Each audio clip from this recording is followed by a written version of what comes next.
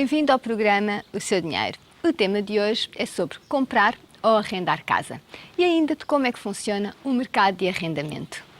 Olha, em Portugal, neste momento, é tão difícil comprar como arrendar.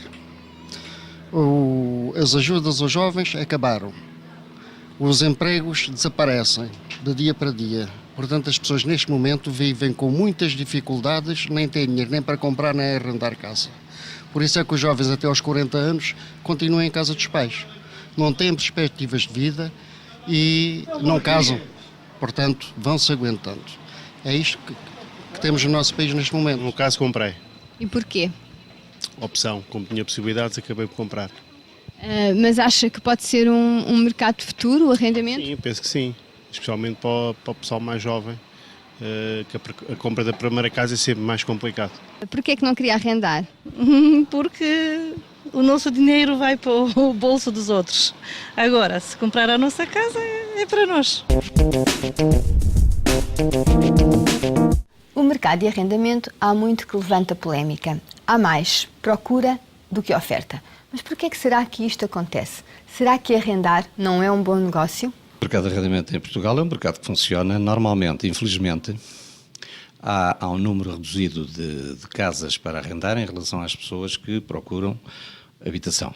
Isso é um problema que existe já há bastantes anos e que nós lutamos para que seja resolvido, nomeadamente através da criação de uma sociedade pública de aluguer que dê garantias a quem arrenda.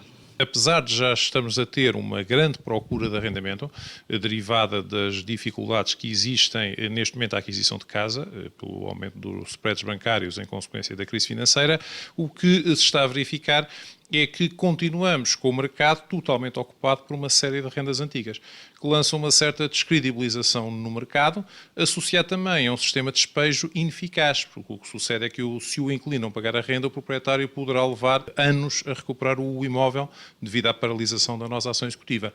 Em consequência disso, há muitos proprietários que continuam a ter uma certa desconfiança em colocar os seus imóveis no mercado de arrendamento, não só devido aos constrangimentos que houve em relação às rendas, que praticamente as rendas antigas expulsaram a população jovem do centro das cidades, tiveram que ir para os subúrbios, e também devido, de facto, à desconfiança que existe pelo mau funcionamento dos processos de despejo. A opinião divide-se, mas apontam como principal causa a falta de confiança dos proprietários. A Associação de Empresas de Construção e Obras Públicas, a ECOPS, vai mais longe, falando mesmo de um sistema ineficiente de arrendamento em Portugal. É comum ouvir histórias de proprietários que podem levar anos a que os inquilinos saiam de suas casas e algumas até ficam danificadas, mas há meios de estes se protegerem. Veja quais. Que questões é que os proprietários devem colocar para arrendar com segurança? Os proprietários, para arrendarem com segurança, a primeira coisa que devem saber, devem fazer um pequeno questionário ao candidato, ao inquilino, enfim, o que é que faz na vida. Isto não é entrar na intimidade das pessoas, mas é fundamental para não termos problemas futuros. Temos que saber em que é que a pessoa se emprega. A pessoa se tem um emprego, quanto é que ganha no emprego, a pessoa tem que fazer prova dos seus rendimentos através da folha do IRS, não é? Através da folha do IRS dele, e se for um agregado, portanto, dele e da esposa ou do marido.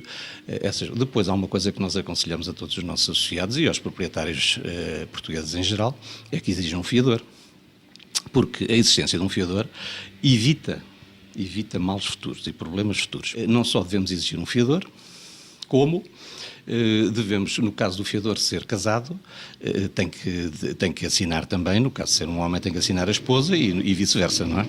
Porque aí temos também que ter acesso aos rendimentos do fiador, porque, infelizmente, aparecem-nos muitas situações em que o fiador, digamos assim, vale menos do que o fiado. Em primeiro lugar, pedir referências do inquilino, portanto, ou seja, saber se o inquilino é de facto uma pessoa credível, de confiança, e aí pode-se ver através de um certo historial que ele tenha relativamente às suas relações profissionais e comerciais. Outra forma e que cada vez mais proprietários estão a fazer, é exigir garantias, designadamente garantias bancárias, fiança. Infelizmente, isso torna mais onerosos os custos do arrendamento, mas é o resultado da desconfiança que existe, criada por este sistema legal. Nos dias de hoje é preciso um certo cuidado com o arrendamento dos imóveis. Antes de mais, temos que escolher bem a quem vamos arrendar o imóvel. Porque neste momento, uma vez que os juros bancários estão extremamente elevados, há uma procura muito maior principalmente nos centros urbanos, Lisboa, Porto, a nível de mercado habitacional. E, efetivamente, é necessário um certo cuidado com o inquilino que vamos ter. Porque a lei do inclinado, infelizmente, atualmente, protege mais o inquilino do que protege o senhorio. E, portanto, no caso de incumprimento contratual, designadamente pela falta de pagamento de rentas, é sempre complexo tirar as pessoas dentro das casas. Portanto, escolham bem o inquilino. Essa é a primeira situação que se deve avaliar quando nós vamos arrendar uma casa. Mas será que vale a pena fazer um contrato? Sempre recomendamos que tudo esteja contratualizado, porque é essa a forma de proteger quer os interesses do proprietário, quer os interesses do inquilino. Portanto, as partes, contratualizando as questões, é que asseguram-se que não haja litígios futuros e que as questões estão todas resolvidas nesse mesmo contrato. Um contrato como deve ser, em que se especifique todos os itens que deverão estar relacionados com a conservação, com o bom estado da casa, para que, quando o inquilino se for embora, como acontece infelizmente com muitos estrangeiros com quem nós não temos uma ligação muito forte, deixam a casa de pantanas e completamente deteriorada. Então o contrato pode demorar há mesmo anos a recuperar a casa. Isso pode vir à ineficiência do sistema legal, mas isso é um fator que nós achamos, e temos feito muita pressão nesse sentido, que passa por uma revisão da lei do arrendamento. Mas qual o prazo de validade de um contrato? O contrato pode ser pelos anos que nós quisermos e até pode haver contratos sem prazo, mas nesse caso a lei determina que tem o valor como se fosse 30 anos. Portanto, há um prazo máximo de 30 anos, mesmo que lá esteja escrito que é sem prazo. O contrato mínimo é que é de 5 anos. Coisa que às vezes acontece é pessoas que fazem contratos por períodos mais curtos. Ao fazerem os contratos por períodos mais curtos, o que é que estão a criar logo um problema, porque o que conta é realmente os 5 anos, mas estão logo a invalidar o contrato, não é? Portanto, as pessoas devem fazer o contrato logo pelo período mínimo de 5 anos e ao fim de 4 anos têm a possibilidade, digamos assim, de despedir o inquilino, através de uma comunicação escrita, como a lei obriga, com um ano de antecedência. O inquilino... Teria que ser ao 3º ano? Não, no fim do 4º, antes do fim do 4º ano. Antes do fim do 4º ano, a lei obriga a que se comunique ao inquilino que não estamos interessados na renovação do contrato. Os contratos depois podem ser renovados por períodos mínimos de 3 anos. E depois, ao fim de 2 anos dessa prorrogação, tem que ser outra vez comunicado. Portanto, isto permite o quê? Permite, não só através do aumento das rendas, permite ir atualizando a renda, não é? Como permite, se realmente o inquilino for inconveniente, permite despedir o inquilino, não é? Parece que arrendar uma casa não é um mar de rosas. Os proprietários queixam-se com o peso da carga fiscal e ainda com outros encargos. Imagino que um inquilino não cumpre a renda.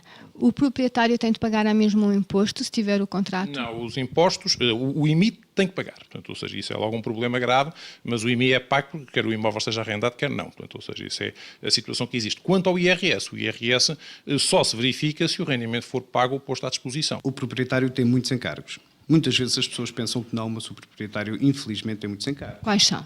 O proprietário tem que pagar a taxa de conservação e saneamento, o proprietário tem que pagar o IMI, que neste momento é muito alto, o proprietário tem que pagar também os condomínios, entre outras despesas que estão sempre a surgir, como as obras extraordinárias, obras de conservação, que possam aparecer no prédio e, portanto, as despesas são mesmo muito elevadas.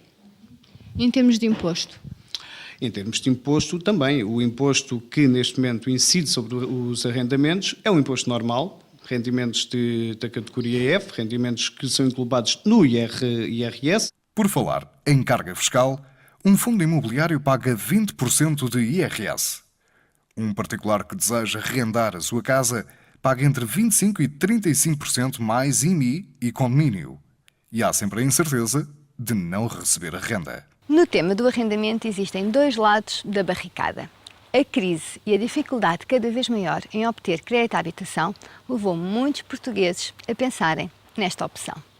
Curiosamente, até ao 2º semestre de 2010, um estudo do site Lar do Solar revelou que as rendas na zona de Lisboa desceram 1,8% e no Porto 4,1%. Será que compensa arrendar casa ou não?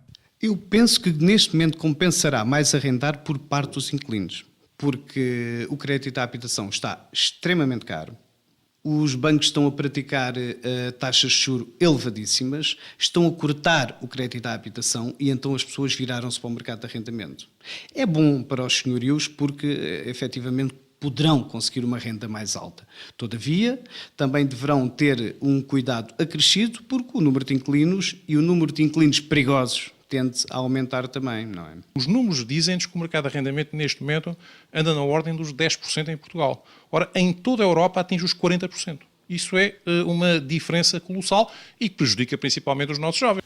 Mas afinal, quanto custa, em média, arrendar uma casa? Segundo um estudo da Associação dos Profissionais e Empresas de Mediação Imobiliária de Portugal, o valor médio das rendas nos últimos 12 meses oscilou entre máximos de 600 e 675 euros e mínimos de 400 e 425 euros. No entanto, o preço médio de algumas casas em Lisboa podem chegar aos 1.150 euros, enquanto no Porto aos 750 euros.